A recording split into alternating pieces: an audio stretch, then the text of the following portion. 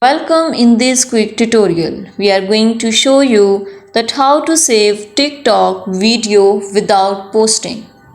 It's super easy and we will make sure you get it right.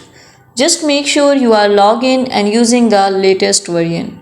Make sure to watch the complete video and follow each step carefully to avoid forgetting anything and making mistake. Okay, how to save TikTok video without posting. First of all, you have to click on the TikTok app. Now click on this plus mark. You have to switch it to video mode. Start video. When you have to click on this red check mark and you can see here option of next. You can add sound of your own choice to your video and whatever you want. Click on the next.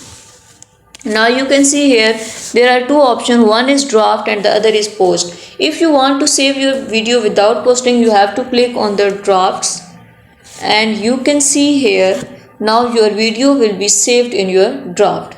Thank you so much. That was all, that how to save video without uploading. Please consider showing your support by commenting, liking, sharing and subscribing to our channel for more valuable content in the future. Your engagement is highly appreciated. I wish you very good luck. Thanks.